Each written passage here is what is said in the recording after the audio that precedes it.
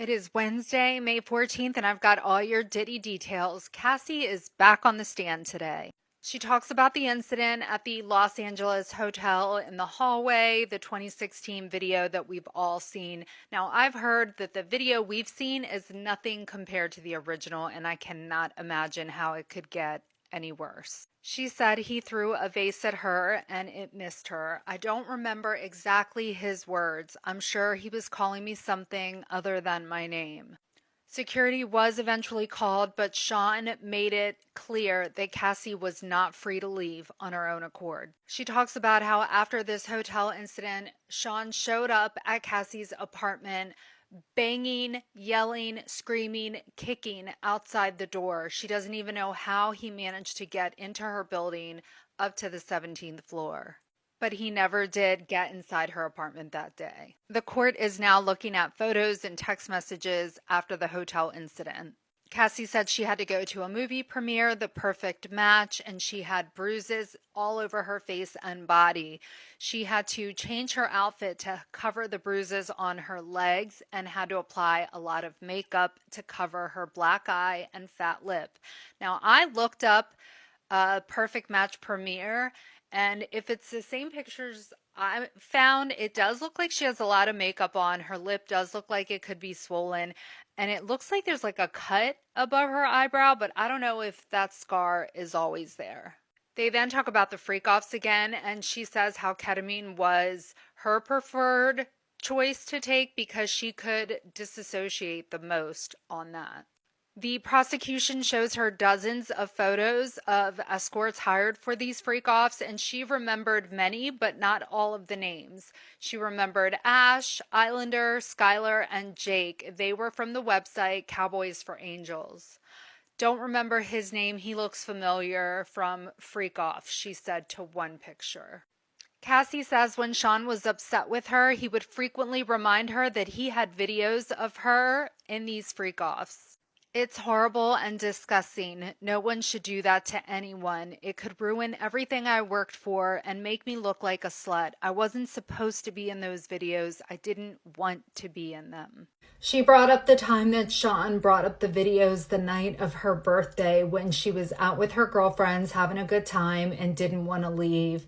Sure enough, Sean blackmailed her and made her leave to go to a freak off. Cassie remembers hosting an event in Atlantic City when someone she was working with said they saw a Smex tape of her. So I reached out to Sean. I need you to call me ASAP, according to a text message from March 9th, 2014.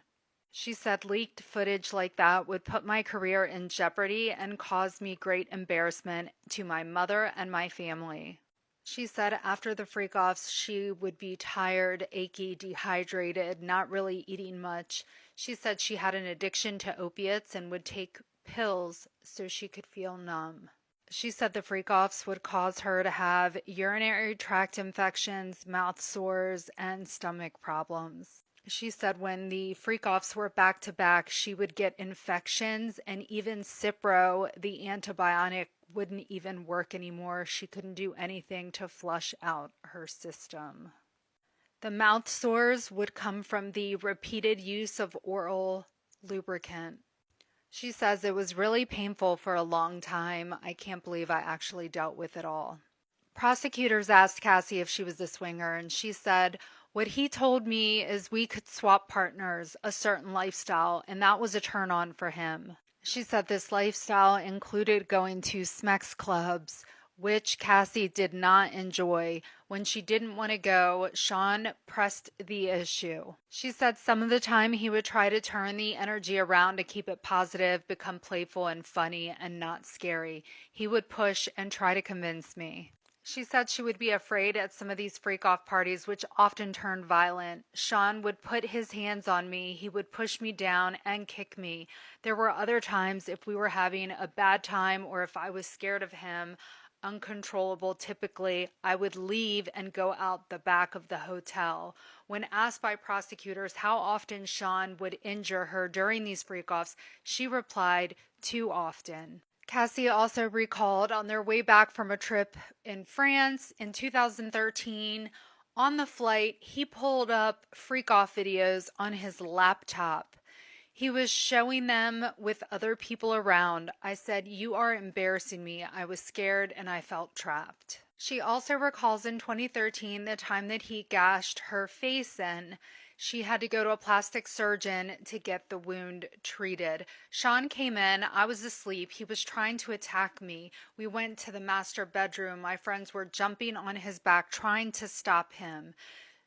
I cut my eyebrow on the corner of the bed. Sean threw me onto the bed frame. I had significant gash and had to go to the ER. It was a Sunday. Sean had security take me to a plastic surgeon in Beverly Hills. After the incident, she said she texted Sean a photo of the injury, writing, "So you can remember. You don't know when to stop. You have pushed it too far." Prosecutors presented a text message exchange between Cassie and Sean where she says, "You treat me like Ike Turner." She says he was abusive and controlling. He was physically abusive. He put me down a lot, as much as I would be built up for, to sheer embarrassment of how he treated me and in front of other people. They have now taken a break for lunch. This was your morning recap. I'll be back later this afternoon with the second half of the day. She's going to return back on the stand after lunch.